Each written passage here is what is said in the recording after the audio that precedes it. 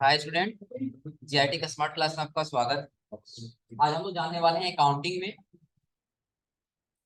आज हम लोग अकाउंटिंग में जानने वाले हैं अकाउंटिंग टर्म के बारे में। किसके बारे में? अकाउंटिंग टर्म के बारे में, जो कि हमने पिछली क्लास में आपको कुछ बताया था अकाउंटिंग टर्म में। जैसे हमने आपको अकाउंट के बारे में बताया था, बिजनेस के बारे में बताया था और प्रोप्राइटर के बारे में बताया था। अकाउंट में हमने क्या बताया था कि जब आप क्या करते हैं कि जब आप अपने बिजनेस में किसी भी ट्रांजेक्शन का जब रिकॉर्ड करते हैं, तो उसका जब फाइनेंशियल अकाउंट आप निकालते हैं, फाइनेंशियल स्टेटमेंट निकालते हैं, तो उसका इफेक्ट किसी एक पार्टिकुलर पे पड़ता है। चाहे वो किस पे पड़े, एसेट से पड़े, चाहे वो लाइबिलिटीज पे, चाहे वो एक्सपेंस पे, और चाहे वो इनकम पे। या इसका एग्जांपल के तौर पे दिया था, कैश अकाउंट हो सकता है या तो बैंक अकाउंट हो सकता है। क्या? अब सपोज करिए कि आपके बिजनेस में जो प्रॉफिट हुआ है, तो या तो कैश आपके पास बचेगा, या तो कैश किसमें चला जाएगा, बैंक में। या जो हानि होगा तो आपके बैंक में पैसा कम हो जाएगा, या तो आपके पास कैश कम हो जाएगा। प्लस आगे हमने आपको बताया था बिजनेस, कि बिजनेस किसे कहते हैं। तो बिजनेस हमने ये बताया था कि लाभ कमाने के उद्देश्य से किया गया कोई भी काम हो, वो क्या कहलाता है, बिजनेस कहलाता है। और आगे हमने बताया था प्रोप्राइटर। तो प्रोप्राइटर किसे कहते हैं, तो जो क्या करता है कि बिजनेस में जो पैसा लगाते हैं, उस पैसा का चाहे लाभ हो चाहे हानि हो, उसका जोखिम उठाता है, वही हमारा क्या कहलाता है, प्रोप्राइटर कहलाता है। अब आगे हम लोग को जाना है इसमें अकाउंटिंग पीरियड। क्या जानना है? अकाउंटिंग पीरियड यानी कि समय अवधि। अब देखिए क्या है यहाँ पे, एक एक रेगुलर पीरियड यानी कि समय अवधि जिसके लिए हम फाइनेंशियल स्टेटमेंट तैयार करते हैं, अकाउंटिंग पीरियड कहलाता है।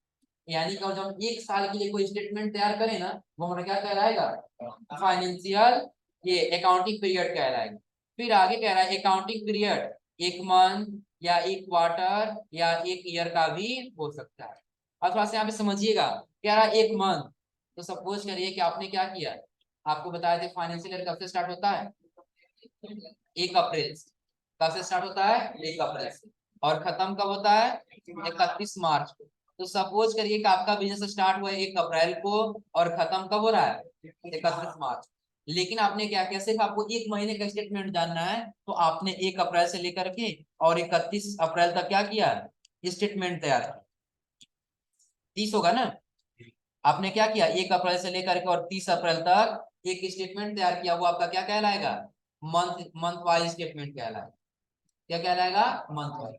फिर अगले महीने में आपने क्या किया कि अप्रैल के बाद आपने मई में 1 मई से लेकर के और 31 मई तक आपने क्या किया, स्टेटमेंट तैयार किया, तो ये आपका क्या कहलाएगा, मंथ वाइज स्टेटमेंट कहलाएगा। यानी कि अगर समय अवधि की बात करती है, आपका मंथ समय अवधि हो। और उसके आगे दिया है क्वार्टर। क्या दिया है, क्वार्टर। अब क्वार्टर क्या है कि जब हम कोई भी क्या करें कि कई सारे अगर जो मंथ है, जैसे 12 मंथ दिया है ना, तो 12 मंथ को हम क्या करें, 4 भागों में डिवाइड कर दें, तो वहां से हमारा क्या बनेगा, क्वार्टर। अब ये कैसे बनता है ध्यान दीजिए। तो हमने क्या किया, एक यहां से हमने लिया,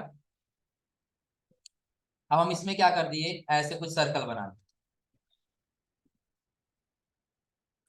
दिख रहा है सबको? अब इस सर्कल में हमको क्या करना है, क्वार्टर दिखाना है। हम क्वार्टर को क्या करेंगे, 4 क्वार्टर में डिवाइड करेंगे। कौन कौन सा? तो पहला हमारा क्वार्टर हो जाएगा अप्रैल, और अप्रैल के बाद क्या होगा, मई, और मई के बाद से जून, और जून के बाद क्या आएगा, जुलाई, अगस्त, और उसके बाद से सितंबर, और सितंबर के बाद क्या आएगा, अक्टूबर, नवंबर, और उसके बाद से दिसंबर, और दिसंबर के बाद क्या आएगा, जनवरी, फरवरी, और उसके बाद से मार्च। यानी कि हमारा क्या कहलाएगा, ये हमारा फर्स्ट क्वार्टर, ये सेकेंड क्वार्टर, ये थर्ड क्वार्टर, और ये फोर्थ क्वार्टर। दिख रहा है ना। यानी कि जब हम 3 मंथ को एक साथ करें तो हमारा क्या कहलाएगा, क्वार्टर कहलाएगा। और जब ये पूरे यानी कि 12वां मंथ को हम एक बार में करें, तो हमारा क्या कहलाएगा, ईयर कहलाएगा। अब आ रहा समझ में? यानी कि आपको ऐसे फाइनेंशियल रिपोर्ट तैयार करना हो, एक फाइनेंशियल अकाउंट का क्या करना, आपको स्टेटमेंट तैयार करना, तो आप 3 तरीके से निकाल सकते हैं।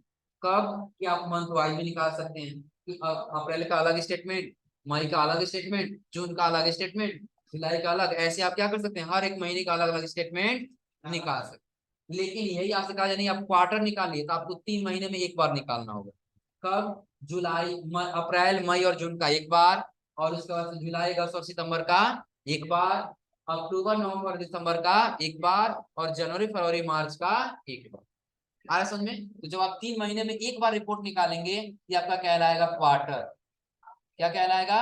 क्वार्टर कहलाएगा। और जब आप यही क्या करेंगे, मंथ वाइज निकालेंगे, क्या करेंगे, मंथ वाइज निकालेंगे, तो आपका क्या कहलाएगा, मंथ वाइज स्टेटमेंट। और एक साल में आप एक बार निकालते हैं तो आपका क्या कहलाएगा, ईयरली स्टेटमेंट। आ रहा है समझ में?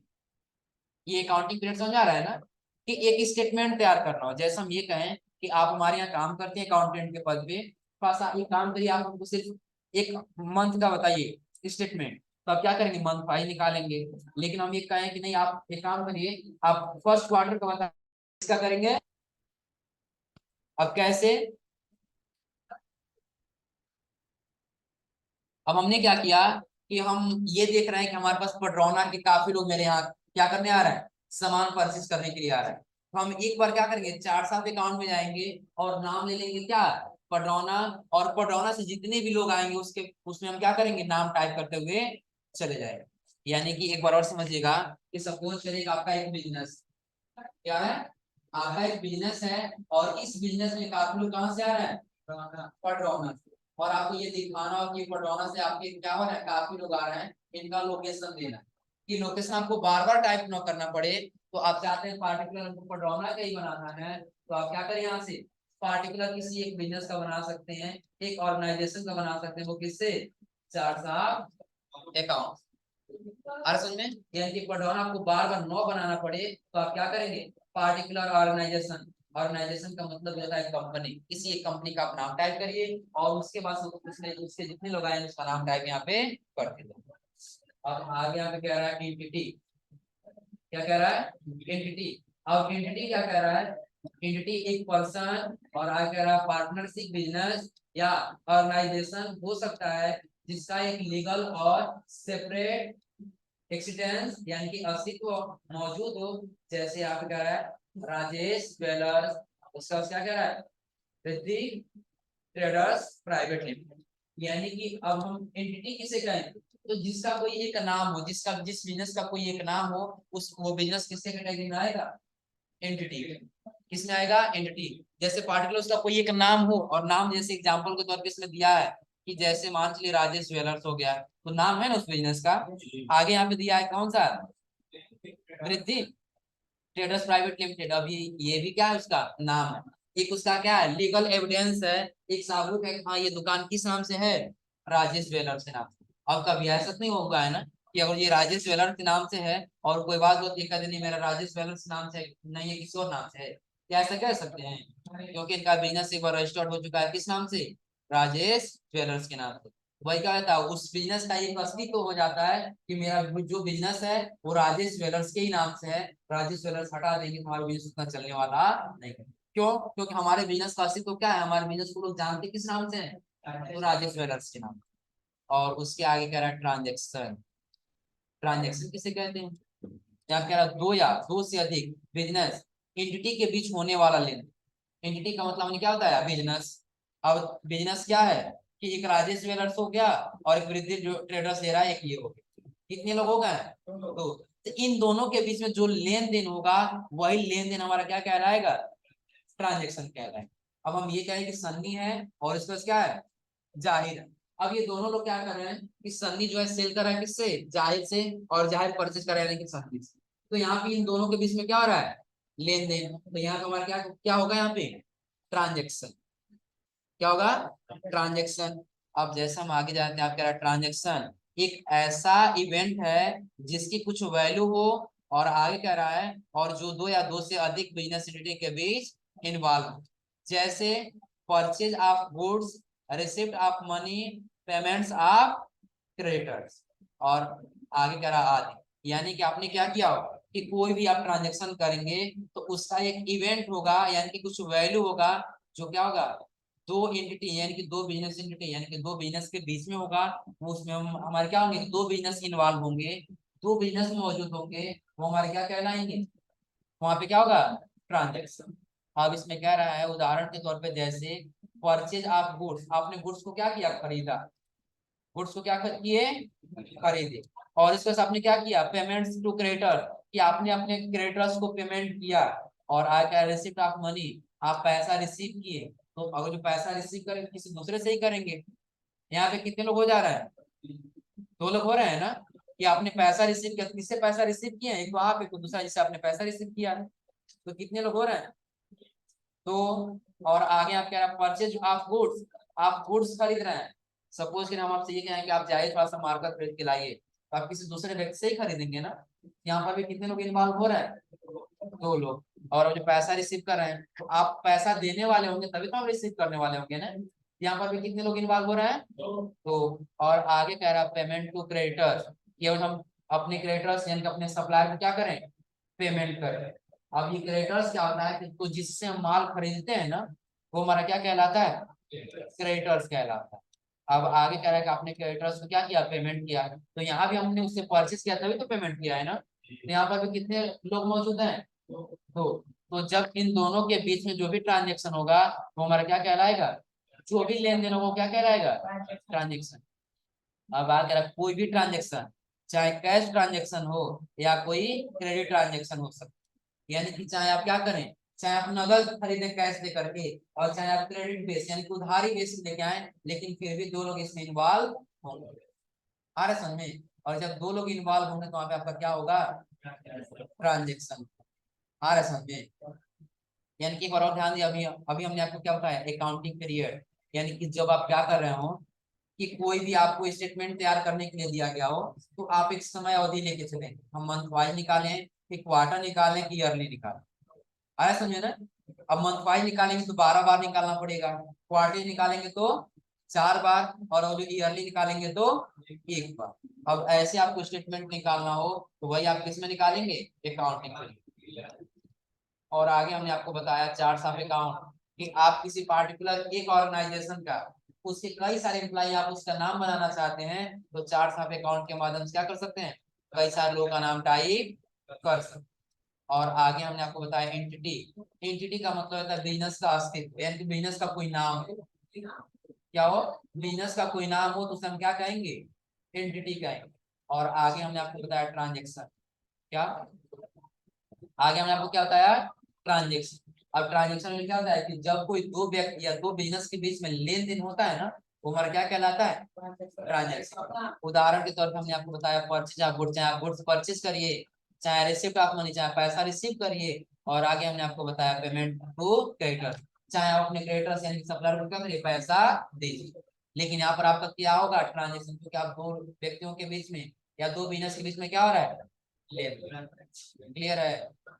अब आगे जैसे हम जाते हैं, यहाँ पे दे रहा है एसेट्स। क्या कह रहा है, एसेट्स। अब एसेट्स में क्या कह रहा है यहाँ पे, वे सभी वस्तुएं जो अस्थायी या अस्थायी रूप से व्यापार चलाने में मदद करती हैं, एसेट्स कह रहा है। यानी कि सपोज कि आप कोई बिजनेस स्टार्ट किए हैं ना, क्या किए, कोई बिजनेस स्टार्ट किए, और उस बिजनेस को चलाने में जो भी वस्तुएं आपकी काम दे रही हैं, वो सभी वस्तुएं आपके लिए क्या कहलाएंगी, एसेट्स कहलाएंगे।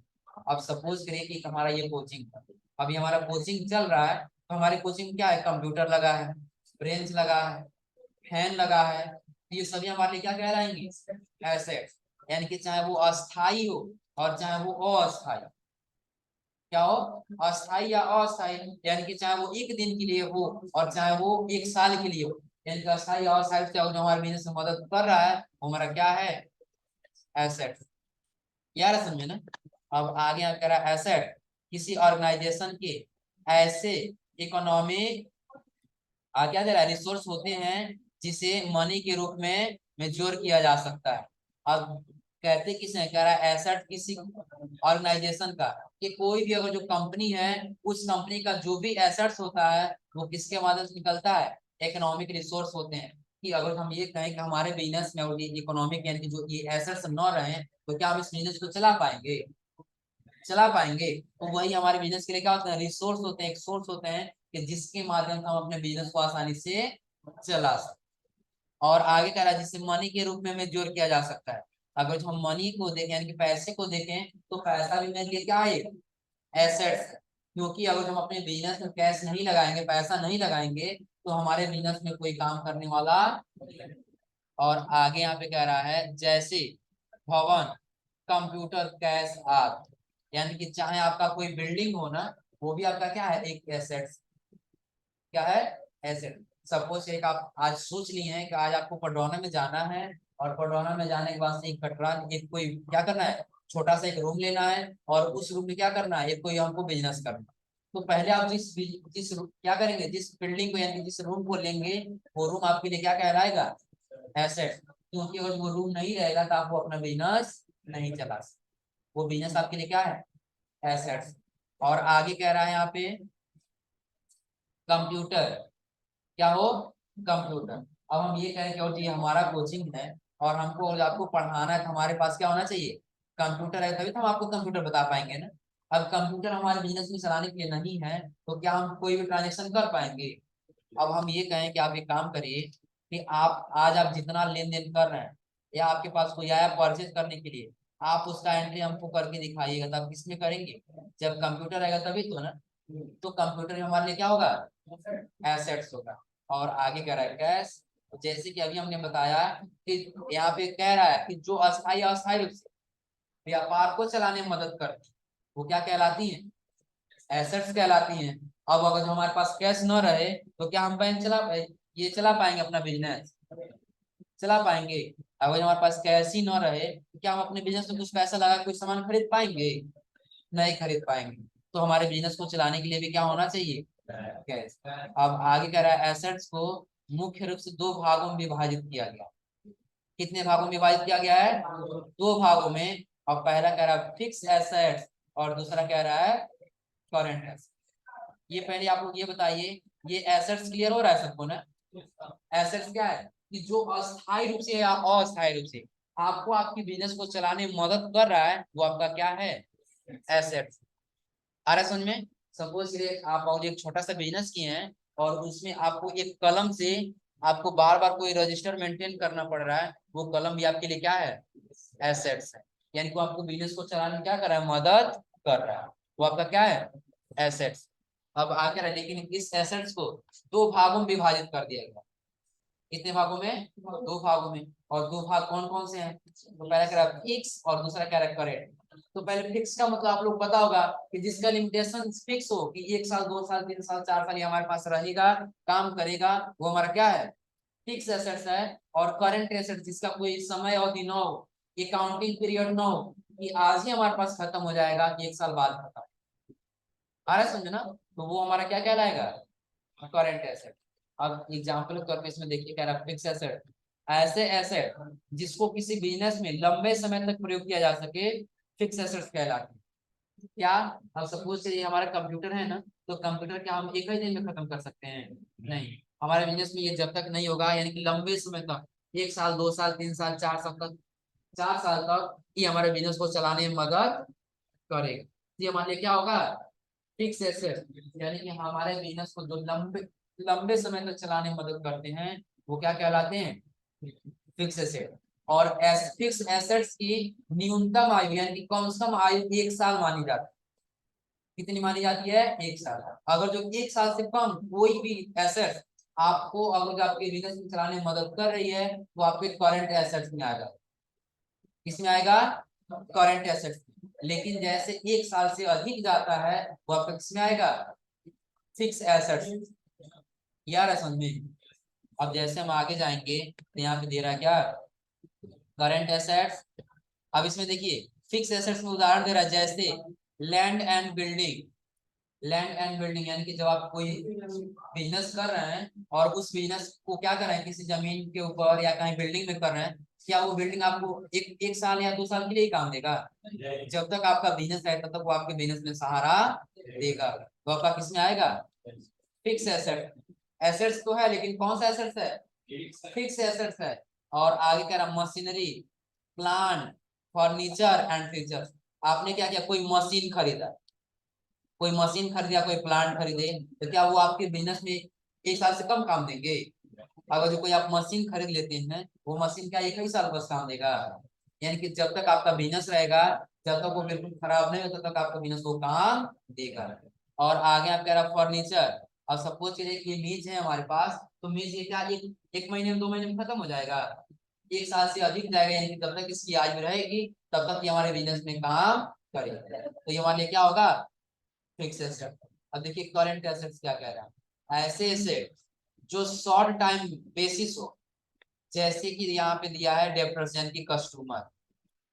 शॉर्ट टर्म का मतलब क्या हुआ कि जो कम समय के लिए, किसके लिए हो, कम समय के लिए हो, वो हमारा क्या कहलाएगा, करंट एसेट। अब क्या कम समय के लिए हो सकता है, तो जैसे उदाहरण के लिए दे रहा है डेप्टर्स यानी कि कस्टमर। अब सपोज करिए कि आज आप मेरे पास आए कोई सामान खरीदने के लिए, और आप यहाँ के नहीं बल्कि कहीं दूर के हैं, तो आज इधर आ गए तो मेरे पास आ गए खरीदने के लिए, तो क्या अगले दिन आप आएंगे मेरे पास कुछ खरीदने के लिए, नहीं। यानी कि आज तो आप आ गए लेकिन कल आपके आने का कोई चांस नहीं है। इसलिए कस्टमर हमारा क्या होता है, करंट एसेट। एसेट तो वो भी है, केवल कस्टमर नहीं आए तो हमारा बिजनेस चलेगा, क्या हमारा बिजनेस चलेगा, नहीं। यानी कि हमको अपने बिजनेस को चलाना है तो कस्टमर भी हमारे पास होना चाहिए। और कस्टमर आज आएगा, कल आएगा कि नहीं आएगा इसकी कोई गारंटी नहीं है, यानी कि 1 साल से अधिक तक जाने वाला नहीं है, इसलिए कस्टमर हमारे किस में आएगा, करंट एसेट। अब आ कर रहा है स्टॉक बिल रिसीवर, कि आपने क्या किया, आज आप अपना बिजनेस स्टार्ट कर दिए और आज आप 10,000 का कोई बिल रिसीव कर लिए और कल आप उसका पेमेंट कर दिए, तो क्या वो 1 साल तक रहेगा। आज आपको मिला, कल आपने पेमेंट कर दिया, उस बिल का कोई काम अब नहीं। क्यों, क्योंकि आपने क्या किया, जो भी आपको पैसा रिसीव करना था या देना था, आपने या तो दे दिया या तो ले लिया, अब आपका उसमें कोई काम नहीं, यानी कि वो भी आपका किसमें आएगा, करंट एसेट। और आगे क्या रहा, कैश, क्या कह रहा है, कैश। और आगे क्या रहा, बैंक बैलेंस। और सपोज करिए हम कैश की बात करें, तो आज आप अपना बिजनेस स्टार्ट किए हैं, आज आपका बिजनेस काफी अच्छे से चल गया, तो हो सकता है आपके पास आज 20,000 हो जाएगा। अब 10 दिन के बाद आपका बिजनेस नहीं चला, हो सकता है आपके पास जीरो जीरो पैसा हो जाएगा, वो आपका क्या है, करंट एसेट। यानी कि कैश भी आपका क्या है, काम तो कर रहा है, क्या कर रहा है, आपको बिजनेस को चलाने में मदद तो कर रहा है, लेकिन कैसे, करंट यानी कि अस्थायी रूप से। अस्थायी रूप से क्यों, क्योंकि उसका कोई लिमिटेशन नहीं, आज रहेगा और कल रहेगा कि नहीं रहेगा। आया समझ में, सेम वही दिया बैंक बैलेंस, कि आज आपके बैंक में पैसा है तो हो सकता है कहीं आपके बैंक में पैसा न रहे, और आज पैसा नहीं है तो कल हो सकता है आपके बैंक में पैसा रहे, तो इसलिए ये हमारे किस में आएगा, करंट एसेट। ये एसेट से समझ में आ रहा है ना। एसेट्स किससे कहेंगे, तो जो हमारे बिजनेस को अस्थायी या अस्थायी रूप से चलाने में मदद करते हैं, क्या कहलाते हैं, एसेट। अब ये एसेट्स कितने प्रकार के होते हैं, तो कौन कौन, फिक्स एसेट्स और करंट एसेट। फिक्स एसेट्स क्या है, कि जो हमारे बिजनेस में लंबे समय तक काम दे, वो हमारा क्या है, फिक्स एसेट्स। और जो क्या करे, जिसकी कोई टर्म यानी कि शॉर्ट टाइम के लिए हो, कम समय के लिए हो, वो हमारा किसमें आएगा, करंट एसेट। क्लियर सबको, समझ आएगा। अब देखिए आगे हमारा नौवां कह रहा है लायबिलिटी। क्या कह रहा है, लायबिलिटी। और लायबिलिटीज का मतलब होता है कर, क्या होता है, लायबिलिटीज का मतलब होता है कर। अब ये कह रहा है वो पैसा जो एक बिजनेस को किसी दूसरे बिजनेस या व्यक्ति को देना हो, वो उस बिजनेस पर क्या कहलाएगा, लायबिलिटीज कहलाएगा। अब अगर हम किसी के पास ये बताइए लायबिलिटीज कहते किसे हैं, तो हम ये कह सकते हैं कि जो हमको क्या करना हो, अगर जो हमारा बिजनेस है और किसी दूसरे बिजनेसमैन को पैसा देना है या किसी दूसरे व्यक्ति को पैसा देना है, वो हमारे बिजनेस के ऊपर क्या है, लायबिलिटीज है, यानी कि कर्ज। आ रहा है समझे ना। अब इसकी आवश्यकता क्यों पड़ती है, तो सपोज के लिए थोड़ा सा हम उदाहरण उदाहरण ले लेते हैं क्या, कि एक हमारे पास क्या है, एक सन्नी का बिजनेस है और दूसरा किसका बिजनेस है, दूसरा हम मान लेते हैं कि बिजनेस है जाहिर। किसका बिजनेस है, जाहिर का। अब हमको करना क्या है, अब ये कह रहा है सन्नी, एक काम करिए जाहिर से कि थोड़ा सा हमको कुछ पैसा दे दीजिए और हम कुछ समय के बाद आपको पैसा क्या कर देंगे, वापस कर देंगे।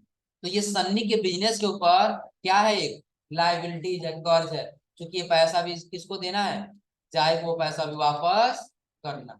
तो जब हम देखें कि हमारे बिजनेस के ऊपर कुछ भी बकाया है, किसी दूसरे को देना है, वो हमारे ऊपर क्या कहलाएगा, लायबिलिटी।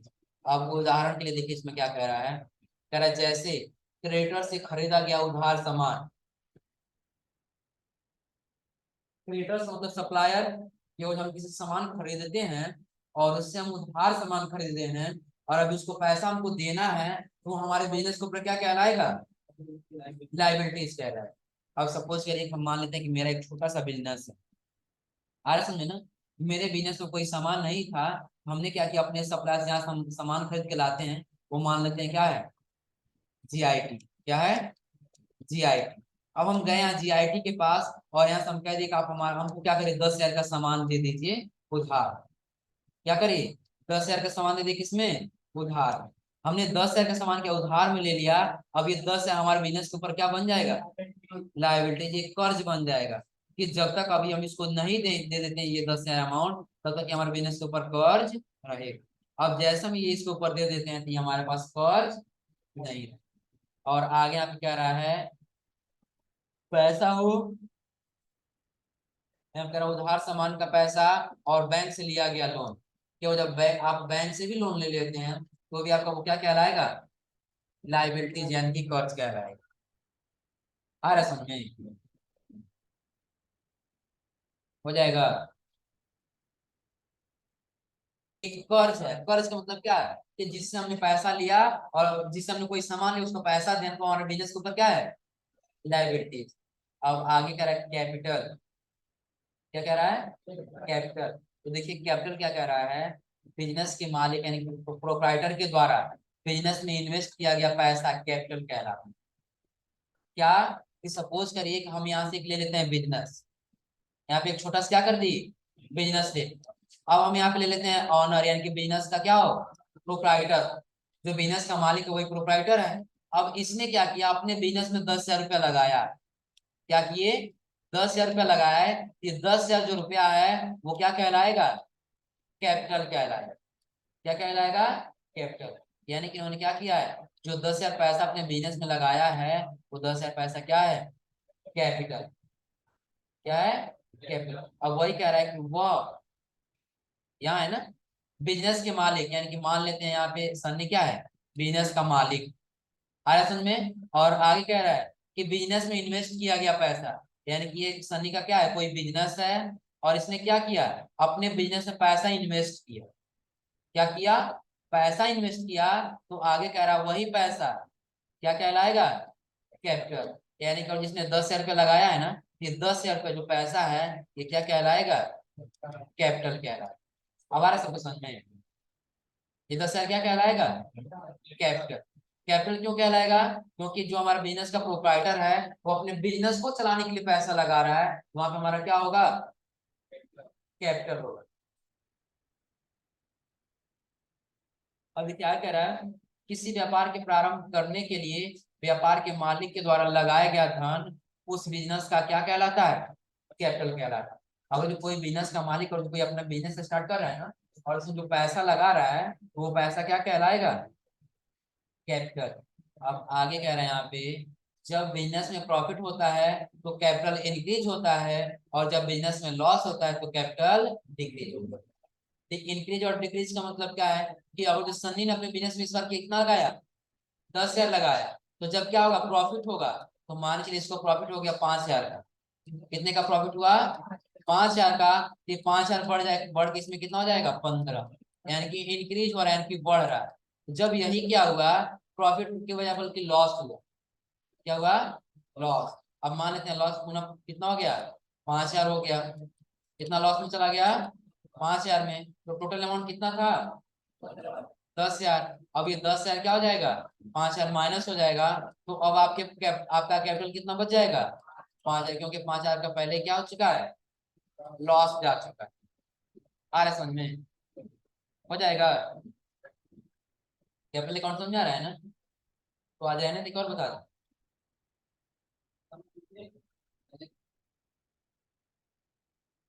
अब ये नहीं समझते और बता दीजिएगा। पहले हमने क्या बताया आपको अकाउंटिंग पीरियड हो जाएगा। क्या अकाउंटिंग पीरियड समझ में आया है ना उसका से चार्ट ऑफ अकाउंट आया समझ में। चार्ट ऑफ अकाउंट क्या है किसी पार्टिकुलर एक के नाम से हमको कई सारे लेजर क्रिएट करना है तो हम किसका अकाउंट किसका प्रयोग करेंगे चार्ट ऑफ अकाउंट का। इसका हमने उदाहरण दिया सपोज करिए कि गायत्री इंस्टीट्यूट में काम करने वाले काफी लोग आ रहा है समझे ना। अब हम ये चाहते हैं कहीं अगर जो हम किसी को सामान भेज रहे हैं लाने के लिए कभी किसी और को जाना पड़ा तो कभी किसी और को जाना पड़ा कभी किसी और को जाना पड़ा। तो जहां पर हम सामान लाने के लिए जा रहे हैं उसको पता होना चाहिए ना। तो जैसे हम उसको बताएंगे कि हमारे यहाँ क्या हो सकता है कि इतने लोग हैं और इन लोगों में से कोई भी जा सकता है वो क्या करेगा उस अपने ऑर्गेनाइजेशन यानी कि अपने कंपनी में सबका नाम रिकॉर्ड करेगा।